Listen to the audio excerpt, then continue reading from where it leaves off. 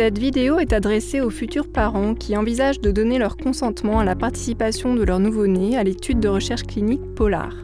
L'essai POLAR a pour objectif d'améliorer notre façon de soutenir la respiration à la naissance des bébés grands prématurés, nés à moins de 29 semaines d'âge gestationnel. Cette étude vise à comparer deux techniques utilisées pour soutenir et gonfler les poumons des bébés prématurés à la naissance. À la différence des bébés nés à terme, les poumons des bébés prématurés sont moins développés, fragiles et ont tendance à trop se dégonfler entre les respirations. En particulier, les nouveau-nés très prématurés ont presque toujours besoin d'aide pour soutenir leur respiration à la naissance. Pour les aider à commencer à respirer, les médecins positionnent un masque souple sur le visage des nouveau-nés. Le masque est connecté à un appareil qui administre en continu de l'oxygène et une pression adaptée aux poumons, pour éviter qu'ils se dégonflent trop entre les respirations. Ce soutien en pression s'appelle PEP, qui en anglais signifie pression positive en fin d'expiration.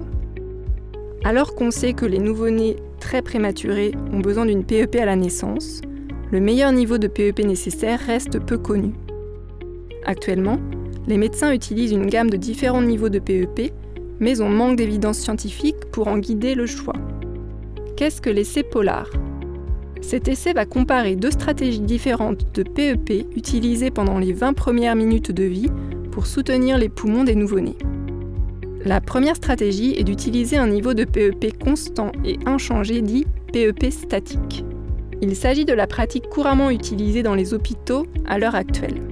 Les bébés dans ce groupe vont recevoir un niveau de PEP qui va rester constant et qui correspond à la limite basse des niveaux normalement utilisés dans le monde. La deuxième stratégie consiste à débuter la PEP au niveau le plus élevé parmi ceux qui sont utilisés dans le monde. Ensuite, le niveau de PEP est ajusté ou individualisé selon la réponse des poumons du bébé au traitement. Si un bébé ne montre pas de réponse, sa PEP peut être augmentée et puis de nouveau baissée selon le changement de ses conditions. Ce niveau variable est dit PEP dynamique. Nous pensons que cette PEP adaptée et transitoirement augmentée pourrait être la meilleure façon d'aider les poumons du nouveau-né à se gonfler à la naissance. Tous les autres aspects liés à la prise en charge du nouveau-né prématuré dans l'essai POLAR sont identiques pour les deux groupes et conformes aux pratiques courantes de votre hôpital. Quels sont les bénéfices de la PEP ? Presque tous les nouveau-nés grands prématurés sont traités avec une PEP. Il est connu que la PEP aide les nouveau-nés à respirer, à passer moins de temps avec une ventilation et diminue le risque d'endommager les poumons. Les deux stratégies de PEP sont utilisées pour aider les bébés extrêmement prématurés, mais elles n'ont jamais été comparées l'une à l'autre dans un large essai clinique. Cette étude cherche à comprendre si une stratégie de PEP est meilleure que l'autre pour soutenir les poumons des bébés prématurés après la naissance. On recueillera les données sur l'évolution des bébés qui participeront à l'étude avec une attention particulière au niveau du soutien respiratoire dont ils auront besoin pendant l'hospitalisation. On recueillera aussi les informations concernant leur développement et leur état de santé, qui sont évaluées lors du suivi recommandé pour tous les nouveau-nés prématurés à l'âge de 2 ans. Quels sont les risques ? Nous savons que les bébés très prématurés sont à risque de développer des complications, surtout sur le plan pulmonaire. Pour cette raison, les bébés faisant partie de l'essai POLAR sont surveillés très attentivement. Les médecins utilisent la PEP pour soutenir les nouveau-nés prématurés depuis plusieurs années et on n'a aucune raison de craindre un risque augmenté de complications pour les bébés participant à cette étude par rapport à ceux qui n'y participeront pas.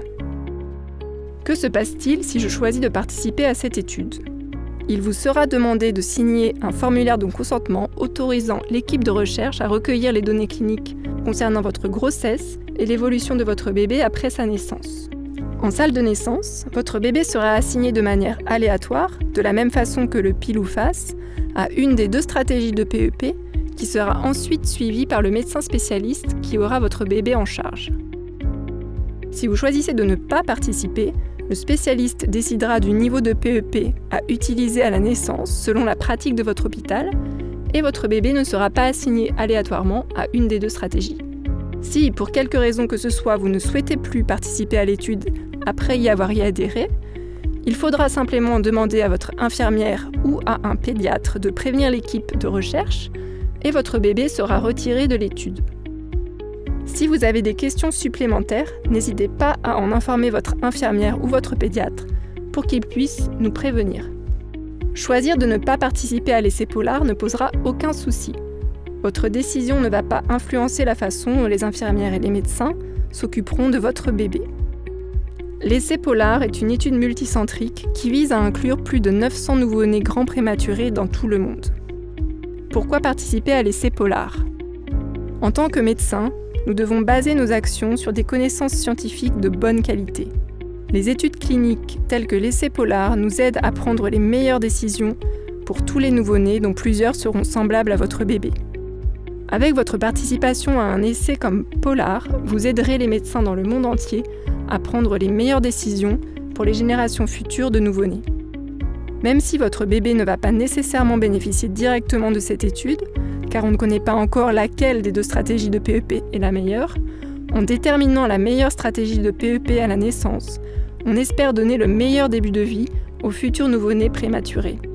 Pour plus d'informations sur l'essai Polar, veuillez visiter le site internet www.polartrial.org.au. Merci.